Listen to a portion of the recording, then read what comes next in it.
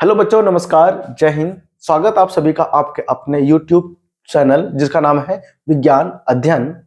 और मैं आज आपके सामने 10वीं क्लास का जो चैप्टर है धातु एवं अधातु लेकर के आया हूं आपके सामने एज ए रिवीजन। तो जो बच्चे रिवीजन करना चाहते हैं, आधी से 1 घंटे के अंदर पूरा चैप्टर मैं रिवीजन के रूप में लूंगा और आपके सामने प्रस्तुत करूंगा कि भाई क्या इस चैप्टर के अंदर इंपॉर्टेंट है, क्या आपको बोर्ड के पॉइंट ऑफ व्यू से पढ़ना चाहिए। ये सभी आपके लिए बहुत इंपॉर्टेंट है। देखिए, आइए पढ़ते हैं हर एक कंसेप्ट को जिसका नाम है धातु एवं अधातु, अध्याय संख्या 3 फ्रॉम क्लास 10th। देखिए तो बच्चों, ये जो चैप्टर है इसके अंदर जो स्टार्ट होता है, ये चैप्टर स्टार्ट होता है धातु से। तो धातु एक्चुअल में होता क्या है? धातु एक ऐसा तत्व या स्पीशीज होता है जो अपने बाह्य कक्ष से इलेक्ट्रॉनों को त्याग करके क्या करते हैं, धनायन बनाते हैं, यानी कि पॉजिटिव आयन बनते हैं। इसे हम लोग कहते हैं अंग्रेजी में कैटायन कहते हैं, ठीक है ना। तो इलेक्ट्रॉन जितने भी होते हैं, फ्री इलेक्ट्रॉन होते हैं, वो त्याग करते हैं कौन? धातु। तो धातु जो होता है वो हमारा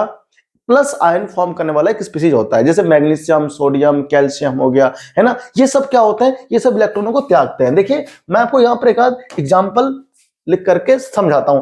फॉर एग्जाम्पल मेरे पास Fe है, तो Fe होता है बच्चों, फॉर एग्जाम्पल हमारे पास Fe है, तो Fe के आउटर मोस्ट सेल में होते हैं 2 इलेक्ट्रॉन, 3 भी हो।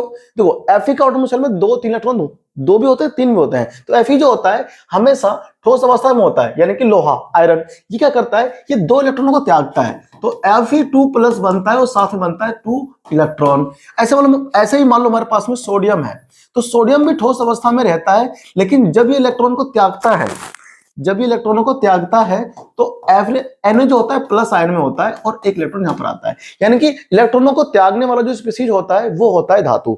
और देखिए मैग्नीशियम भी होता है, ये 2 इलेक्ट्रॉनों को त्यागता है और मैग्नीशियम 2+ आयन बनाता है। इस प्रकार से क्या होता है, मैग्नीशियम आयन एग्जिस्ट करता है +2 पर। यानी कि ये सभी स्पीशीज जो होते हैं, जो धातु को, ये सभी स्पीशीज जो इलेक्ट्रॉनों को त्यागते हैं, ये होते हैं धातु। ठीक है ना, इतना कंसेप्ट हुआ आपका क्लियर? ठीक है, आगे बढ़ते हैं। क्या होता है, तो हमारे पास धातु कौन होते हैं? आयरन, एल्युमिनियम, सिल्वर, कॉपर, है ना, चांदी, सोना, ये सब क्या है? धातु होते हैं। अब देखिए यहां पर कौन है? एल्युमिनियम। तो एल्युमिनियम जो होता है इसके पास 3 होते हैं free electron outermost cell में। तो ये क्या करते हैं? ये 3+ आयन फॉर्म करते हैं और 3 इलेक्ट्रॉनों का त्याग करते हैं, इस प्रकार से। तो ये क्या हो गया? ये हो गया हमारे पास में एल्युमिनियम धातु, जो कि आप सब लोग जानते हो वायरिंग में काम आता है। जो आपके घरों में जो वायरिंग हो रखी होती है वो तो होता है कॉपर में। घर की जो हम लोग वायरिंग करते हैं वो करते हैं कॉपर से करते हैं। और जो हमारी जो खंभे से लाइटें आ रही होती है वो एल्युमिनियम की होती है, क्योंकि कॉस्टली नहीं होता है, सस्ता होता है, तो हम लोग यूज करते हैं। कॉपर थोड़ा महंगा होता है, तो वो लोग हम लोग वायरिंग में करते हैं यूज घर में, ठीक है ना। अब हमारे पास क्या आता है? अधातु। अब ये अधातु क्या होता है? धातु का बिल्कुल जस्ट उल्टा होता है बच्चों। अधातु वे स्पीशीज या तत्व होते हैं जो इलेक्ट्रॉनों को स्वीकारते हैं और स्वीकार करके ऋणायन बनाते हैं। तो नेगेटिव आयन वाले जितने भी होते हैं, खास करके नाइट्रोजन, ऑक्सीजन, क्लोरीन, ये सारे होते हैं अधातु, ठीक है ना। देखो एग्जांपल देखो कौन कौन से इसमें आगे। सपोज करो हमारे पास नाइट्रोजन है, तो नाइट्रोजन के आउटर मोस्ट सेल में होते हैं 5 इलेक्ट्रॉन, तो ये 3 इलेक्ट्रॉन को प्राप्त कर सकता है। तो 3 इलेक्ट्रॉन को करता है प्राप्त, 3 इलेक्ट्रॉनों का इसके अंदर क्या होता है? गेन होता है।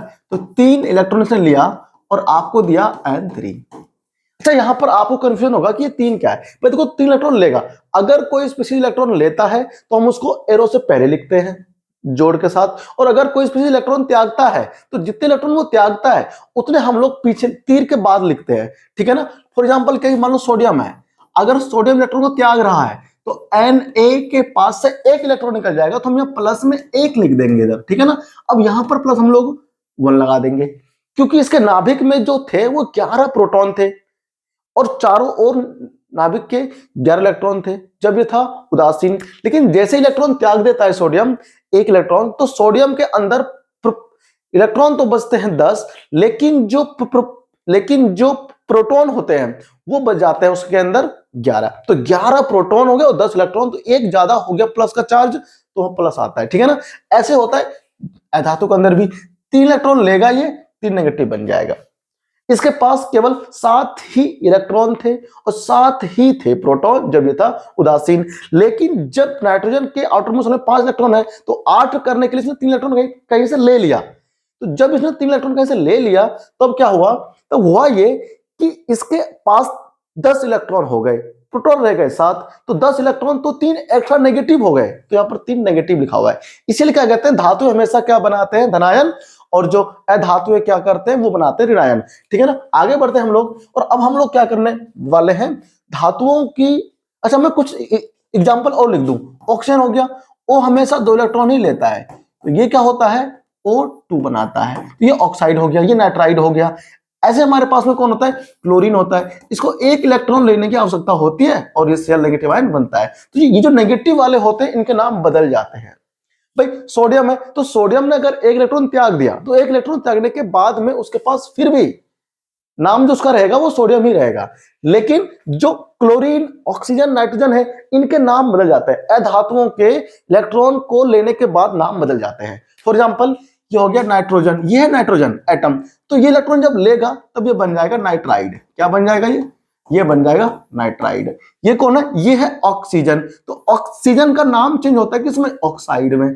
ठीक है ना, और ये कौन है, ये है क्लोरीन। क्लोरीन 1 इलेक्ट्रॉन लेने के बाद में क्या बन जाएगा, क्लोराइड। क्या बन जाएगा बच्चा पार्टी, जी हाँ, क्लोराइड बन जाएगा। महाकाल की कृपा से सब काम हो रहा है, क्लोराइड बन जाएगा। ठीक है ना, तो ये जो क्लोराइड है ये नेगेटिव आयन है जो कि अधातु है। ठीक है ना, तो आपको अधातु इलेक्ट्रॉन लेता है तो उसमें जब नेगेटिव आयन बनता है तो उसमें IDE जोड़ना होता है, तक नाम चेंज करेंगे लास्ट में। ठीक है ना, अब आता है इसका क्लासिफिकेशन, यानी कि हम लोग देखेंगे।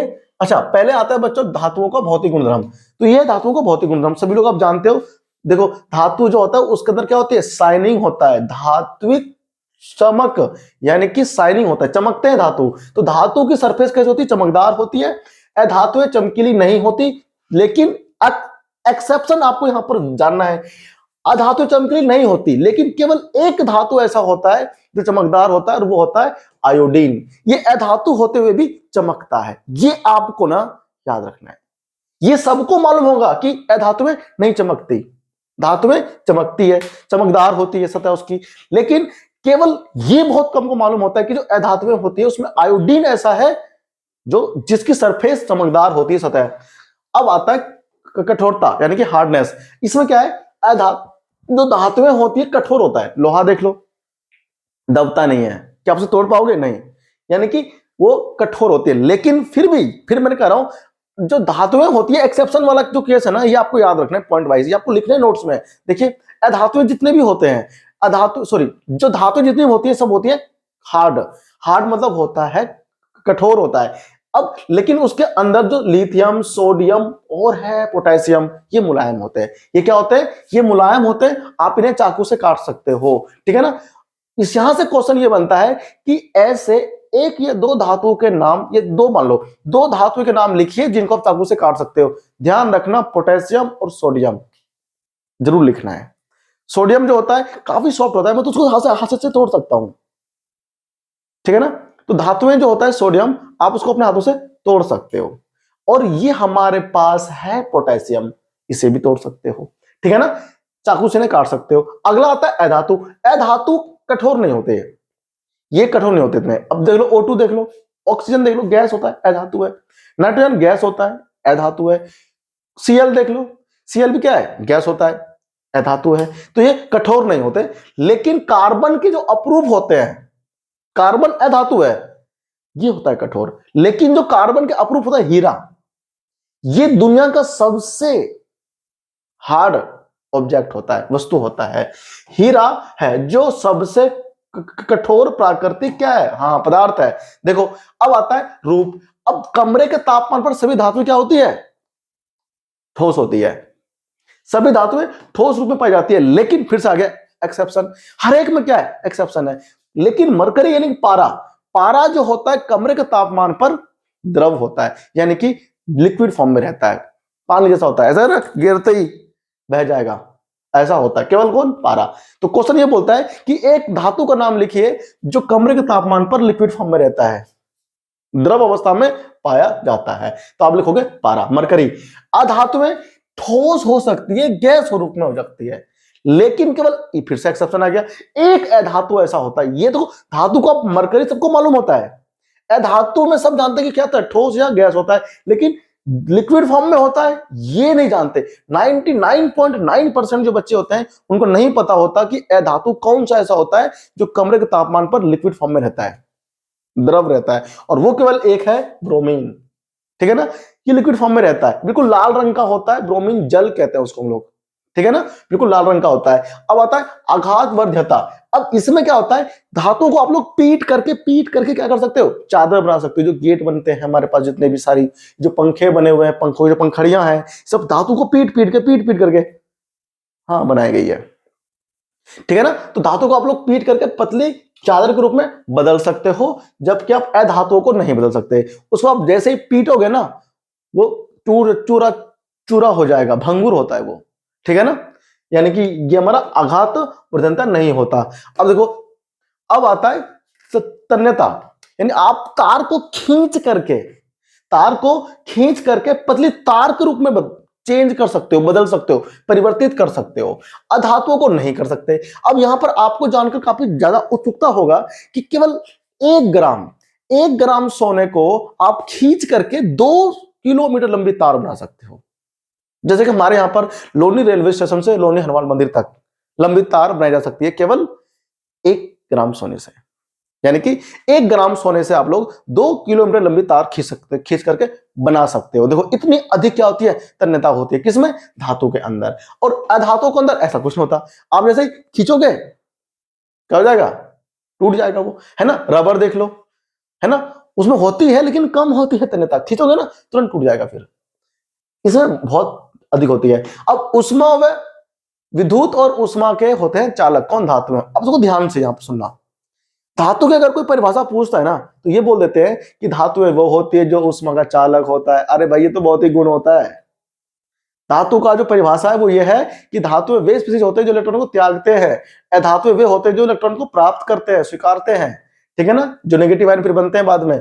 तो धातुओं की जो विद्युत चालकता होती है वो उच्च होती है। यानी कि सामान्यतः धातुएं जो होती है उष्मा और विद्युत का चालन करते हैं, सुचालक होते हैं। सीसा हो गया लेड, और ये हो गया Hg मरकरी। देखो फिर से भाई एक्सेप्शन, ऐसा धातु का नाम लिखिए जो कैसा होते हैं, उष्मा का कुचालक होते हैं। भाई बहुत इंपोर्टेंट है, बहुत सारे सभी बच्चे जानते हैं कि जो धातुएं होती है उष्मा का चालन करती है, लेकिन मरकरी नहीं करती। लेड पीबी धातु होता है, नहीं करता ये। ठीक है ना, आपको ध्यान रखना है। लेकिन अधातुएं जो होती है विद्युत का उष्मा का होता है कुचालक। अधातु जो होता है उसके अंदर विद्युत नहीं चलती, विद्युत प्रवाहित नहीं होता, लेकिन फिर भी उसमें एक एग्जांपल है ग्रेफाइट का। भाई सब बहुत इंपॉर्टेंट है, 10th क्लास जो सीबीएसई बोर्ड है खासकर उनका बहुत इंपॉर्टेंट है कि ग्रेफाइट जो होता है वो अधातु होते हुए भी उष्मा का चालन करता है। ठीक है ना, आपको एक्सपेरिमेंट में दिखाया जाएगा, वीडियो शॉर्ट्स में आ जाएंगे 1-2 दिन में, तब आप देखिएगा कि जो ग्रेफाइट होता है ये क्या होता है, उष्मा का सुचालक होता है। ठीक है ना, जो कि अधातु होता है, कार्बन से मिलकर के बनता है, कार्बन का अपरूप होता है। अब आता है डेंसिटी, घनत्व क्या होता है, अधिक घनत्व। तो भाई जितनी भी धातुएं होती है उनकी जो डेंसिटी होती है वो अधिक होती है, उच्च होती है। उसका क्या, गलनांक। सोडियम का और जो है ये भैया कि हमारा पोटेशियम, इनका घनत्व और गलनांक बहुत ही कम होता है। ठीक है ना, देखो यहां पर क्या है, अधातुओं का जो डेंसिटी होता है और गलनांक होता है, यानी कि घनत्व और गलनांक जो होता है वो कम ही होता है। खास करके ठोस द्रव होता है ना, वो तो कहाँ गैस होता है मैक्सिमम, तो अधातु है तो कहां से उनके गलनांक होगा।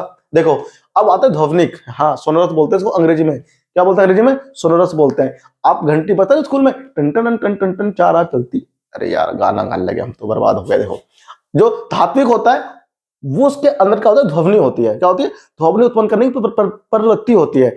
एक लोहे की डंडा लो, एक लोहे का लो, कुछ चीज छड़ वगैरह, और आपस में आवाज होगा। देखो ये बोर्ड है, इसमें कम आवाज हो रही है। ठीक है ना, देखो तो जो हमारे पास ध्वनि को उत्पन्न करते हैं वो कौन होते हैं, धातुएं होती है, और जो अधातु होती है ध्वनि उत्पन्न नहीं करती। ठीक है ना, अब आता है ऑक्साइड। ये आपको ना यार, ये वैसे फिजिकल प्रॉपर्टी में क्यों डाल रखा है, हमको पेज में नहीं घुस रहा है। फिजिकल प्रॉपर्टी में यानी आना था, ठीक है, केमिकल में आना था, यानी कि रासायनिक गुणधर्म में आना था। अधिकतर धातुएं जो होती है क्षारकीय होती है, ठीक है ना, मतलब क्षार होता है। अब क्षार क्या होता है सब लोग जानते ही हो ना, दूसरा चैप्टर का वीडियो मैं अपलोड कर चुका हूँ, क्या करके देखिए रिवीजन वीडियो, वहां पर मैं क्षार के बारे में बता चुका हूँ क्या होता है। तो हमारे पास जो क्षारकीय ऑक्साइड होती है वो कौन होता है, मैग्नीशियम ऑक्साइड। यानी कि जितने भी धातुएं होती हैं उनकी जो ऑक्साइड्स होती हैं वो सभी ऑक्साइड होती है क्षारकीय माध्यम का होता है, क्षारीय रूप का होता है, ठीक है ना। और जो अधातुएं होती है वो कौन होती है, अम्लीय माध्यम का, यानी कि अम्लीय प्रकृति का होता है, अम्लीय होता है। जैसे देखिए SO2 गैस हो गया, CO2 गैस हो गया, ठीक है ना, ये सारे के सारे क्या उससे क्या होते हैं, अधातु होते हैं ऑक्साइड, लेकिन अम्लीय प्रकृति के होते हैं। अब आता है धातुओं के रासायनिक गुणधर्म, जो कि बहुत इंपॉर्टेंट है। अब हम लोग यहाँ से ना जो धातु होता है उनके बारे में पढ़ने वाले हैं। कुछ धातुएं जल्दी करेगी रिएक्शन, कुछ करती है लेट से रिएक्शन करती है, ठीक है ना, कुछ करती ही नहीं है, ठीक है ना। तो हम इस बिहाफ पर धातुओं की जो सक्रियता होती है उसको ज्ञात करने वाले हैं, ठीक है ना। अब देखो धातुओं के रासायनिक गुणधर्म आ जाओ। सबसे पहले हम लोग देखेंगे कि धातु की जो रिएक्शन होती है, धातु की जो अभिक्रिया होती है वो वायु के साथ किस प्रकार से होता है। तो पहले आता है वायु के साथ अभिक्रिया। डालिए हेडिंग आप सब लोग, आप सबको हेडिंग लिख करके इसको लिखना है नोट्स में, तब तो रिवाइज कर पाओगे अच्छे से। देखो तो धातु के साथ अभिक्रिया क्या होता है, धातुएं ऑक्सीजन के साथ अभिक्रिया करके धातु ऑक्साइड बनाती है। आपको याद रखना है कि धातु प्लस ऑक्सीजन धातु ऑक्साइड बनता है। एग्जाम्पल देखो, ये कॉपर हो गया, ऑक्सीजन हो गया O2, थोड़ा हमने इसको गर्म कर दिया है, आग में दहन हो गया है तो कॉपर ऑक्साइड बनता है। अब जो कॉपर ऑक्साइड होता है वो काला रंग का होता है पदार्थ, आपको ध्यान रखना है। कॉपर जो होता है हमारा वो बिल्कुल जो प्योर कॉपर होता है बिल्कुल चमकीला होता है, शाइनिंग होता है, लेकिन आप उसको जैसे ही गर्म करोगे ऑक्सीजन की प्रेजेंस में वो क्या बना देगा, कॉपर ऑक्साइड जो काला होता है। आपको ध्यान रखना है। एल्युमिनियम देख लीजिए, अब ये जो एल्युमिनियम होता है O2 के साथ में रिएक्शन करके क्या करता है, Al2O3 बना लेता है, ठीक है ना, ये एल्युमिनियम ऑक्साइड होता है। तो सारे ऑक्साइड बन रहे हैं। अब देखो ये मैग्नीशियम धातु होता है, ये मैग्नीशियम जो होता है ये हमारा धातु होता है, ऑक्सीजन के साथ में गर्म करते हैं हम इसको हवा में, तो रिएक्शन करके क्या करता है, मैग्नीशियम ऑक्साइड बना लेता है। Oh my God, oh my God नहीं, MgO, ठीक है ना, MgO, ठीक है ना। आ जाओ आगे। तो धातु ऑक्सीजन के साथ अलग अलग प्रकार से अभिक्रिया दिखाती है, ठीक है ना। अब यहां पर आपको देखना यह है कि ये जो हमारे पास ऊपर थे रिएक्शन, उसके बिहाफ पर हम लोग यहां पर क्या करते हैं, कैटेगराइज करेंगे कि जो सोडियम होता है पोटेशियम होता है ये वायु के साथ जल्दी से करता है रिएक्शन। क्या होता है, जल्दी से रिएक्शन करता है और आग पकड़ लेता है, ठीक है ना। उस आग को हम लोग रोक नहीं सकते, तो अगर हम खुले में उसको रख देंगे तो उसमें आग लग जाएगी। तो उस आग से बचाने के लिए हम उसको किसमें रखते हैं, केरोसिन तेल में डुबो कर रखा जाता है। यानी कि मिट्टी के तेल में आप इसको डुबो करके रखते हो बच्चों, किसको, सोडियम को और पोटेशियम को। तो यहां से मेन इंपोर्टेंट क्वेश्चन ये बनता है कि बताइए सोडियम और पोटेशियम के धातु को आप लोग को मिट्टी के तेल में या केरोसिन के तेल में रखने की सलाह क्यों दी जाती है। तो आपका आंसर होगा कि सोडियम और पोटेशियम जैसी धातुएं अधिक अभिक्रियाशील होती है, हवा में वायु के साथ जो होता है जल्दी से रिएक्शन कर जाता है और ये आग पकड़ लेता है। तो क्या होता है, हम इसको मिट्टी के तेल में रखते हैं डुबा करके ताकि इसमें आग ना लगे, ठीक है ना। अब आता है कौन, मैग्नीशियम, एल्युमिनियम और जिंक और लेड, ये वायु के साथ धीरे धीरे अभिक्रिया करता है, ये आग नहीं पकड़ता लेकिन अभिक्रिया करता है, ठीक है ना। इन धातुओं पर ऑक्साइड की क्या चढ़ जाती है, परत चढ़ जाती है, ठीक है ना। किसके ऊपर, मैग्नीशियम, एल्युमिनियम, जिंक और लेड धातु की सरफेस पे यानी कि सतह पर। आयरन वायु में गर्म करने पर ज्वलित नहीं होता लेकिन ज्वाला में लोहा चूर्ण डालने पर तेजी से जलने लगता है। देखो भाई, एक आप लोहे का लिया टुकड़ा, आप उसे आग में डाल दो, नहीं जलेगा भाई, नहीं जलेगा, लेकिन आप उसको बरूदा बना लो। बरूदा जब ना खारी से काटते हैं, क्या काटते हैं, लोहा काटते हैं, सरिया काटते हैं, तो जो निकलता है चूरा बरूदा, उसको ला करके ना आग पर ऐसे क्या करना, डालना, देखना वो क्या हो जाएगा, जलने लग जाएगा, ठीक है ना। तो कहना ये चाह रहा है कि जब उसकी सरफेस एरिया बढ़ गया तब वो जल गया आसानी से। यानी कि मैग्नीशियम, एल्युमिनियम, जिंक और लेड की तुलना में आयरन थोड़ा कम रिएक्टिव होता है। अब देखते हैं हम लोग आगे। कॉपर, कॉपर भी नहीं जलता, कॉपर भी प्रज्वलित नहीं होता लेकिन उस पर काले रंग के कॉपर ऑक्साइड की परत चढ़ जाती है, ठीक है ना। तो ये तो कॉपर क्या हुआ, कम रिएक्टिव हुआ। वायु के अंदर पोटेशियम, सोडियम ज्यादा रिएक्टिव है।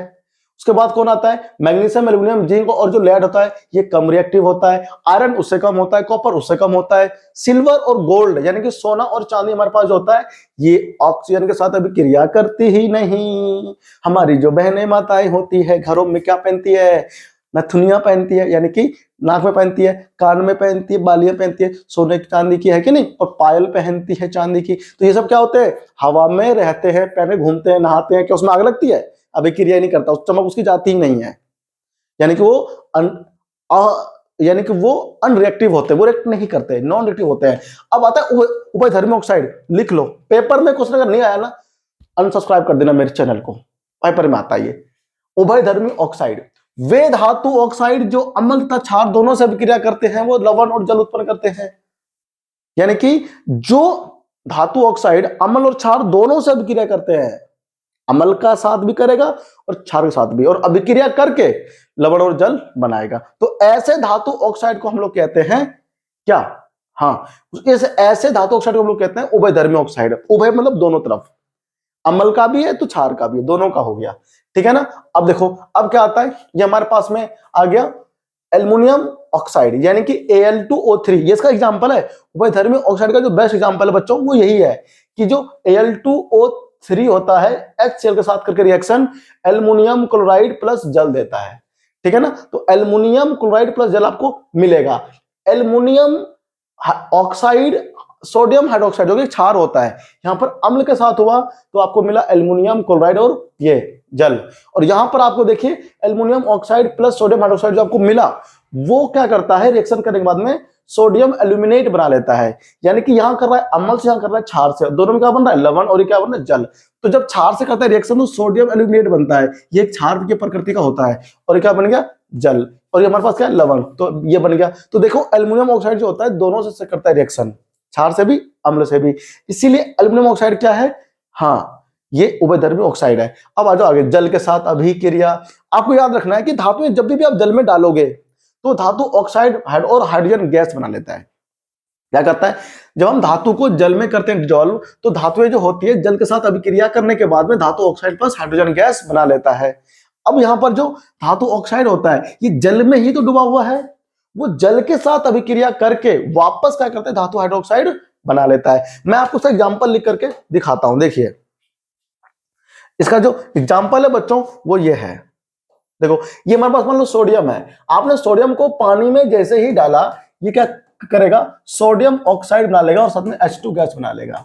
तो देखो ये तो उधर गैस बन गया, लेकिन ये जो धातु ऑक्साइड बना है, यानी कि सोडियम ऑक्साइड बना है, ये अभी भी तो पानी में ही है ना भाई, ये पानी में नहीं है, ये अभी भी पानी में ही है। तो पानी के साथ अभिक्रिया करने के बाद में क्या हो जाएगा, सोडियम हाइड्रोक्साइड फॉर्म कर लेगा और साथ में hydroxide H2 gas. H2 gas तो देखो इसमें पहले से बन ही रहा था, तो ये H2 गैस वहां से कंटिन्यू निकलता रहेगा और सोडियम हाइड्रोक्साइड बन जाएगा, जो कि अच्छा सा बेस होता है, यानी एल्कली होता है, क्षारीय माध्यम में होता है।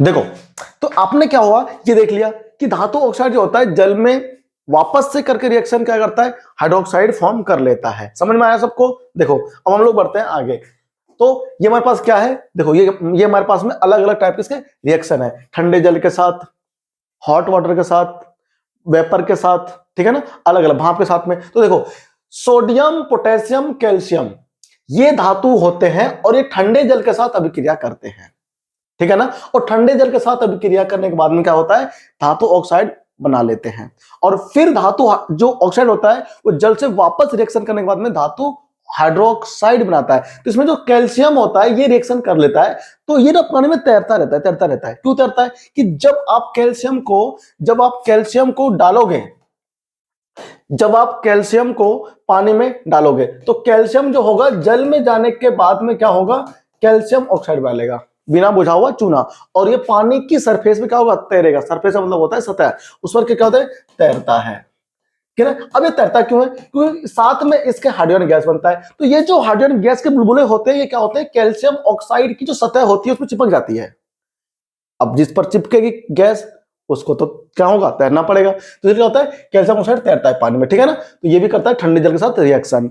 अब देखिए ये जो हमारे पास में आता है कौन, ये मैग्नीशियम, ये थोड़ा सा लालची इंसान है, ये कहता है ठंडा पानी से मैं नहीं नहाऊंगा भैया, ठंडा पानी से मैग्नीशियम नहीं नहाता।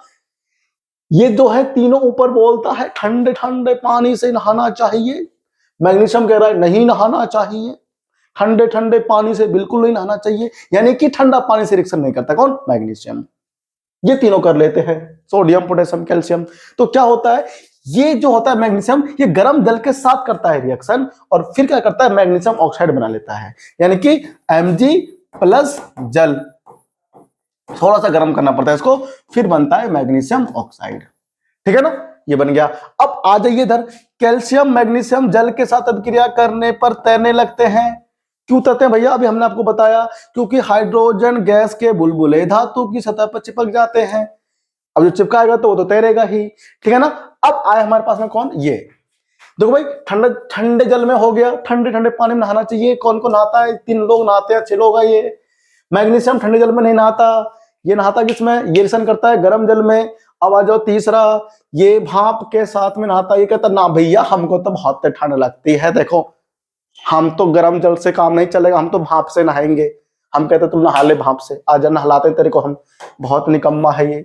कौन, एल्युमिनियम, आयरन और जिंक, ना ना ठंडे से नहीं, ना ठंडे से नहीं, गर्म जल भी नहीं चलेगा, भाप चलेगा, भाप।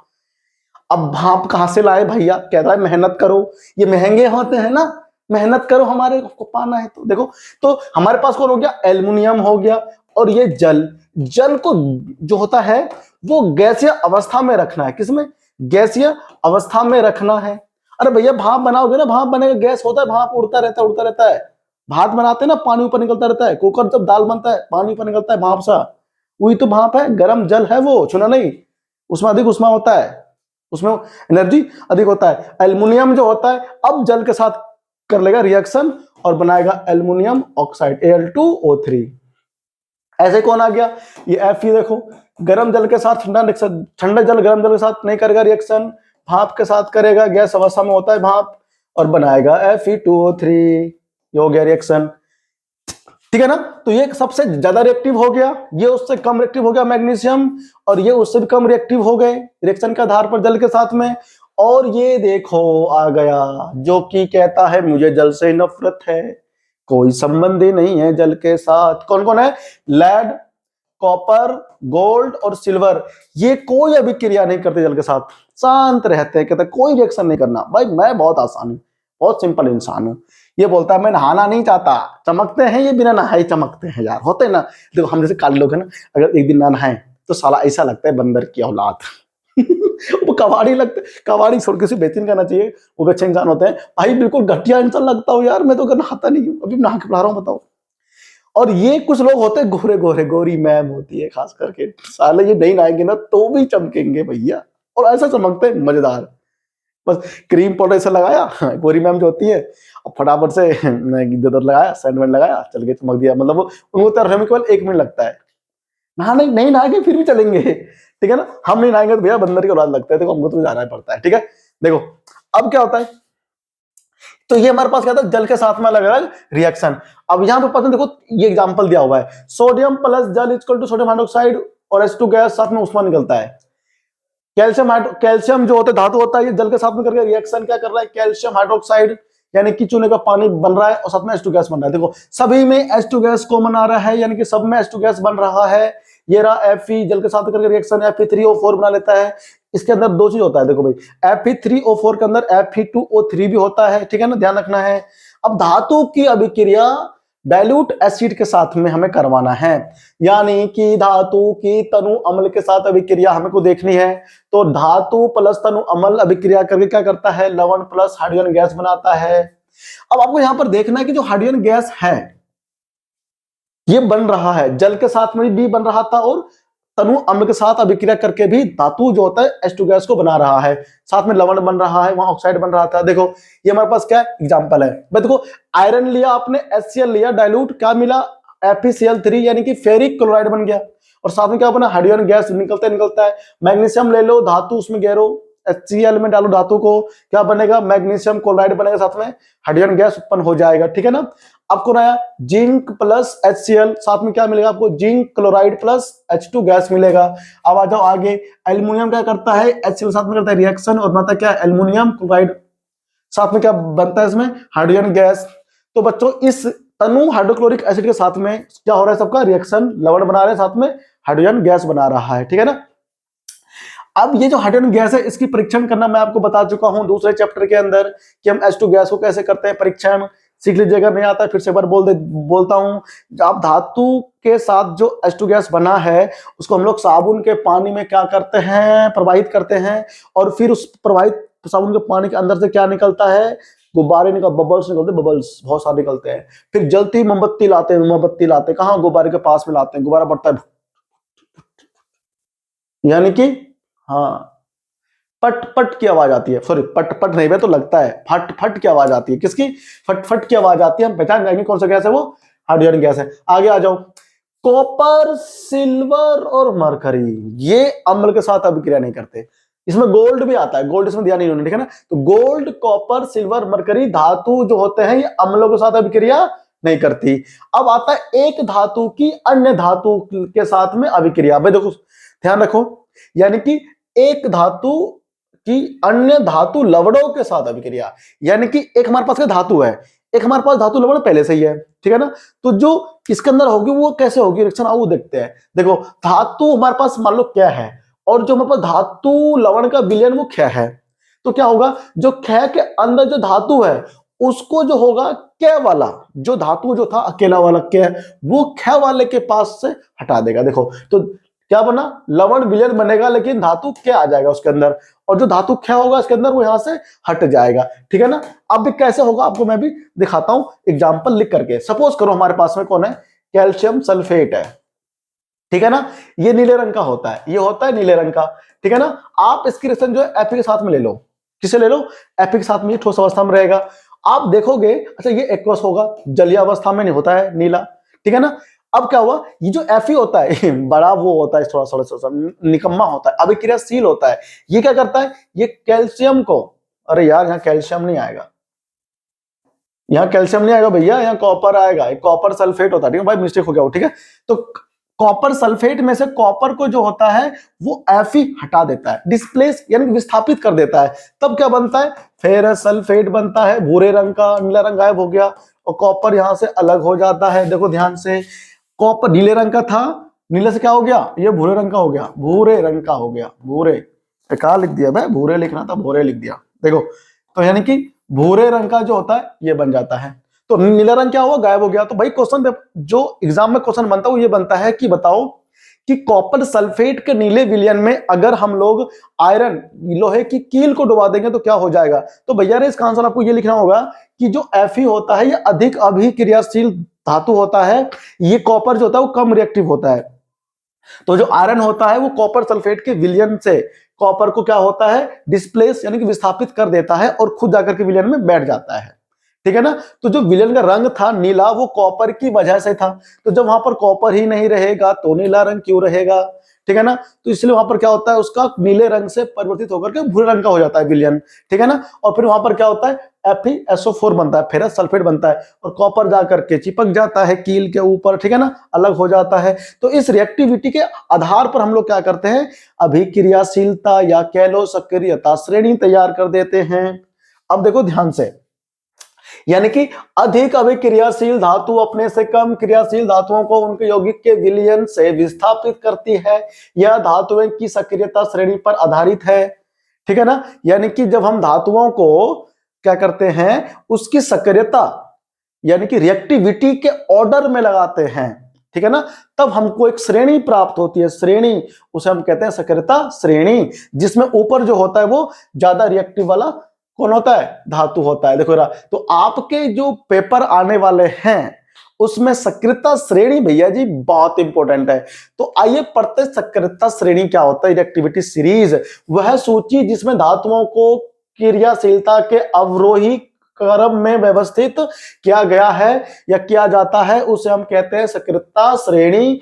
Potassium, sodium, calcium, magnesium, aluminium, zinc, iron, lead, hydrogen, copper, silver, hydrogen, copper, पारा, सिल्वर और ये गोल्ड हो गया, ठीक है ना। ये हमारे पास क्या आती है, सक्रियता श्रेणी थी। अब आप इसको याद कैसे रख सकते हैं, अब इसको देखो बच्चों, याद रखने का जो मेरे पास एक ट्रिक है कि आप रिएक्टिविटी सीरीज को कैसे याद रख सकते हो। देखो कहते हैं केदारनाथ का माली आलू जरा फीके, आलू जरा फीके पकाता है। यहां तक तो आपको याद हो जाएगा, एच तक है तक, ठीक है ना। इसके बाद में आपको क्या करना है, कॉपर सबसे सस्ता होता है, उससे महंगा चांदी होता है, उससे महंगा सोना होता है, और सबसे महंगा हमारे पास पीटी होता है, यानी कि प्लेटिनियम। तो ये क्या बन गया, ये बन गया हमारी सक्रियता श्रेणी। कैसे याद कैसे रखना है, केदारनाथ का माली आलू जरा फीके पकाता है, कॉपर, सिल्वर, गोल्ड और ये प्लेटिनियम। सबसे सस्ता कॉपर होता है, उससे महंगा चांदी होता है, उससे महंगा सोना होता है, और सबसे महंगा प्लेटिनियम होता है। तो आपको यहां से ना इसकी महंगाई का आधार पर याद रखना है, ठीक है। तो ये क्या बना हमारे पास, सक्रियता श्रेणी। देखो तो ऊपर की धातुएं जो हमारे पास में होती है, यहां तक मैग्नीशियम तक, ये होती है सबसे अधिक क्रियाशील। एल्युमिनियम से लेकर के लेड तक ये क्या होते हैं, ये होते हैं क्या, मध्यम वाले। ये होते हैं मध्यम क्रियाशील धातुएं, क्रियाशील धातुएं होती है, धातुएं होती है। अब यहां हमारे पास क्या है, देखो उसमें अगला अगला जो इसके अंदर मेरे पास में निकल के आता है, वो निकल के आता है कौन, ये रहा इधर, ये हाइड्रोजन, कॉपर, मरकरी, पारा, और ये हमारे पास सिल्वर, ये गोल्ड। ये सबसे कम अभिक्रियाशील धातुएं होती है, ठीक है ना, सबसे कम होती है। अब आता है क्या चीज, देखो भाई, अब हमारे पास क्या हुआ, तो ये बहुत इंपॉर्टेंट था इधर कि भाई ये सक्रियता श्रेणी क्या होता है, और पेपर में क्वेश्चन ये आता है निकल करके, ठीक है ना।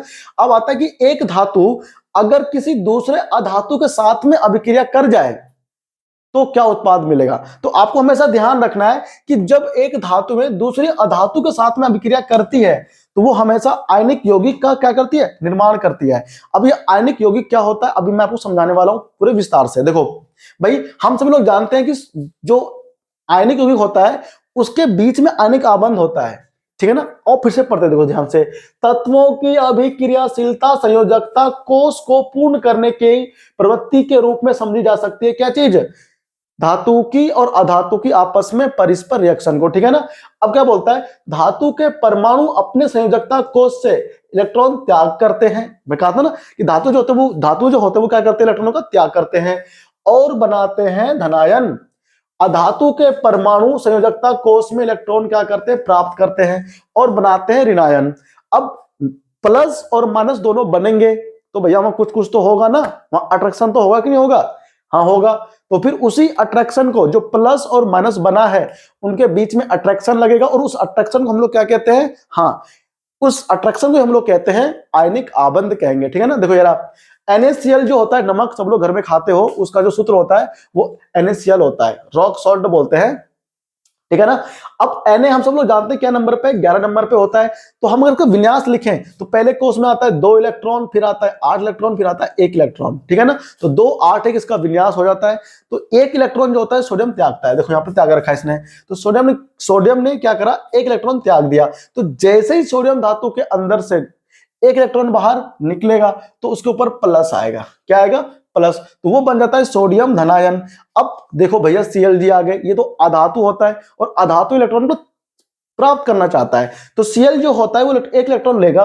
तो 2 8 7 17 नंबर पे है ना ये, इसकी जो परमाणु संख्या होती है 17 होती है किसी Cl की। तो 2 इलेक्ट्रॉन पहले कोष में, 8 इलेक्ट्रॉन दूसरे कोष में और 7 इलेक्ट्रॉन तीसरे कोष में। अब तीसरे कोष को पूरे 8 करने होते हैं, तो 8 कैसे होगा, अब 7 दे तो सकता नहीं, 1 लेकर के 8 पूरा हो जाएगा आराम से। तो ये 1 इलेक्ट्रॉन लेने की क्षमता रखता है, ना कि देने की, देने से नुकसान हो जाएगा इसका, ठीक है ना। तो 1 इलेक्ट्रॉन हमेशा लेता है, और सोडियम होता है, इसको 7 चाहिए 8 करने के लिए, तो 7 लेगा नहीं किसी से, ये 1 दे देगा, क्योंकि 7 लेने की तुलना में 1 देना आसान है, ठीक है ना। तो इस प्रकार का बनता है धातु सोडियम का बनता है क्या चीज, धनायन, और जो हमारे पास Cl है इसका बनता है ऋणायन। और जब ये पास आते हैं, देखो ध्यान से क्या हो रहा है, पास वो आने लगे जरा जरा, ठीक है ना। अब ये पास आ गए, ये क्या हुआ, पास वो आने लगे जरा जरा, यानी कि Na पर प्लस है, या आप कह लो अभी प्लस नहीं है। Na के पास तो कितना, 1 इलेक्ट्रॉन था। Na ने अपना 1 इलेक्ट्रॉन जो है इसको दे दिया, किसको, Cl को। तो Cl के जो बाहरी कोष है उसमें 7 इलेक्ट्रॉन है, ये जो कट लग रहे हैं 1 2 3 4 5 6 7 इलेक्ट्रॉन हो गए Cl के। 1 इलेक्ट्रॉन बह करके आ गया किसके पास में, Cl के पास में, का है, दे दिया ना उसने। इसने कहा तो ले ले भाई, Cl ने कहा लाओ भैया दे दो हमको, ले लिया। तो सोडियम क्या बन गया, प्लस बन गया, Cl क्या बन गया, माइनस बन गया। अब प्लस माइनस हो गए, प्लस माइनस क्या हो गए, प्लस माइनस जनरेट हो गए, ये प्लस और ये माइनस, ये पास आ गए आपस में। अब क्या हो जाएंगे, अट्रैक्शन, यानी कि भाई आकर्षण, आकर्षण करेगा ना, ये प्लस और ये माइनस होगा तो आकर्षण होगा, तो क्या बनेगा, उसी आकर्षण को, ये जो प्लस माइनस बना है ये आकर्षण है, क्योंकि ये प्लस और ये माइनस एक आवेश होता है, तो यहां पर क्या होता है, वैद्युत उत्पन्न होने की संभावना हो जाती है। तो वैद्युत आकर्षण बल कहते हैं, इन दोनों के बीच में आकर्षण बल लगता है, खतरनाक वाला बल, उस बल को हम लोग कहते हैं वैद्युत आकर्षण बल, ठीक है ना। तो उसी बल की वजह से क्या होता है, ये दोनों जुड़ जाते हैं, ये दोनों जुड़ जाते हैं और क्या बना लेते हैं, NaCl, एक पे प्लस और एक पे माइनस। छोड़ेंगे ना हम तेरा साथो साथी मरते दम तक, यानी कि ये सोडियम कहता है, Cl से Cl भी कहता है छोड़ेंगे ना हम तेरा साथो साथी मरते दम तक। लेकिन यार कब तक साथ नहीं छोड़ोगे, छोड़ना तो पड़ेगा, एक बार पानी में डाल के तो देखो क्या हो जाता है, आयनों में टूट जाते हैं, ये बताएंगे भी आगे, ध्यान से देखना। तो ये सोडियम धातु बन गया। भाई ऐसे क्या होता है, मैग्नीशियम होता है, तो मैग्नीशियम जो होता है वो +2 में रहता है, यानी कि बच्चों मैग्नीशियम के जो बाहरी कोष होते हैं उसमें होते हैं कुल 2 इलेक्ट्रॉन, ठीक है ना, एक ये रहा और एक ये रहा। क्लोरीन के साथ में क्या होता है, 7 इलेक्ट्रॉन होता है, 1 2 3 4 5 6, 2 2 4 5 6, 7 इलेक्ट्रॉन ले लो इसमें, ठीक है ना। अब देखो एक हमारे पास Cl इधर भी है, इसके पास भी 1 2 3 4 5 6, 7 इलेक्ट्रॉन हो गया। अब मैग्नीशियम क्या करता है, अपना अंदर से एक तो देगा इस Cl को, एक देगा इस Cl को, बताओ 2 दिए ना इलेक्ट्रॉन मैग्नीशियम ने, 2 दे दिए। तब मैग्नीशियम क्या करता है, 2 देने के बाद में बनाता है 2 प्लस, और एक Cl यहां माइनस, एक Cl यहां माइनस, कुछ पास फिर से। अब 2 Cl एक मैग्नीशियम के पास आ रहा है, यानी कि यहां भी अट्रैक्शन हुआ, यहां भी अट्रैक्शन हुआ, ये भी कह रहे हैं पास वो आने लगे जरा जरा, यानी कि यहां पर अट्रैक्शन आकर्षण बल हो गया। तो ये क्या हुआ, MgCl2 बना, क्या बना, MgCl2। तो ये जो इस प्रकार से जो हमारे पास आयनों के जो जुड़ने से बन रहा है यौगिक, इसे हम लोग क्या कहते हैं, इसे हम लोग कहते हैं आयनिक यौगिक, जो कि बहुत ही इंपॉर्टेंट होता है, ठीक है ना। तो यहां पर चल रहा है आकर्षण, ऐसे वाला आकर्षण कुछ कुछ होता है, ठीक है ना। ये क्या बना, आयनिक यौगिक, ठीक है ना। तो आई होप कि आप सभी को ये आयनिक यौगिक समझ में आ गया होगा क्या होते हैं। ये रहा आयनिक यौगिक की परिभाषा, ठीक है ना। आओ देखते हैं, आपको नोट्स में सब कुछ लिखना है। ये विपरीत आवेशित आयन एक दूसरे को आकर्षित करते हैं तथा मजबूत स्थिर वैद्युत बल, जी हाँ जरूर याद रखें इस बात को, स्थिर वैद्युत बल में बंद कर आयनिक यौगिक बनाते हैं, ठीक है ना। बोल सबको याद रहेगा, याद रहेगा। आगे बढ़ जाओ बच्चा, पार्टी बढ़ जाओ। अब भैया यहां पर आता है आयनिक यौगिकों के गुणधर्म, बहुत इंपॉर्टेंट है, पेपर में आता है ये चीज जो है, देखो पेपर में आता है तो उसको भैया पढ़ लेना अच्छे से, ध्यान से, हमने आपको समझा दिया है, डेफिनेशन वगैरह को ध्यान से पढ़ लेना है, रटना कुछ भी नहीं है, बहुत इजी है, समझना है ओनली। देखो आयनिक यौगिकों के गुणधर्म क्या होते हैं, पहले आता है भौतिक प्रकृति। सबसे पहले क्या जानते हैं कि ये ठोस होते हैं, ठीक है भाई, आयनिक यौगिक हमेशा आपको ठोस मिलेंगे, नमक ठोस होता है, ठीक है। और क्या होता है, मैग्नीशियम क्लोराइड ठोस होता है, बिल्कुल ठोस होता है, ठीक है ना। पोटेशियम क्लोराइड ये भी ठोस होता है। तो ये सब क्या होना, ये सब है आयनिक यौगिक। ये ठोस व कुछ कठोर होते हैं, ये सामान्यतः भंगुर होते हैं। अरे भैया अगर आपने नमक को मारोगे हथौड़ा तो सारा चूरा चूरा हो जाता है, और ये जो प्रकृति होती है चूरा चूरा होने की, इसे हम लोग क्या कहते हैं, इन्हें हम लोग कहते हैं भंगुर प्रकृति, ठीक है ना। अब आता है गलनांक और कवथनांक, यानी कि बॉइलिंग पॉइंट और मेल्टिंग पॉइंट। आयनिक यौगिकों का जो गलनांक होता है ना बहुत उच्च होता है। नमक को तुम गर्म करते रहो, पानी मत गिरना, केवल गर्म करना है रख करके, वो कभी पिघलेगा नहीं। तुम्हारे घर में गैस के तापमान पे तो नहीं पिघलेगा, क्योंकि जो घर में जो चूल्हा गैस होता है उसमें आप तापमान, उतना उच्च तापमान होता है इसका कि आप उसको उतना उच्च तापमान दे ही नहीं पाओगे कि वो गल जाए, ठीक है ना। तो उसका उच्च होता है गलनांक। भैया जब गलनांक उच्च होता है तो कवथनांक कैसे कम हो सकता है, जो हमारा होता है कवथनांक होता है ये और उच्च होता है, बहुत अधिक। कवथनांक का मतलब होता है कि किसी लिक्विड का वायुमंडलीय दाब तक पहुंचने में कितना तापमान चाहिए, उसी तापमान पर फिर क्या होता है, ये बॉयल होता है।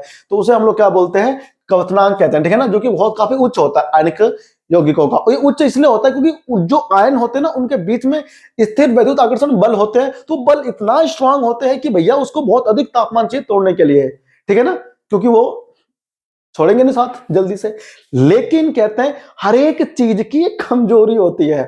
आयनिक यौगिक कितना ही स्ट्रॉन्ग बॉन्ड क्यों ना बना ले, लेकिन पानी के सामने ना वो बिल्कुल तुच्छ कहलाता है, उसकी कोई हैसियत नहीं पानी के सामने।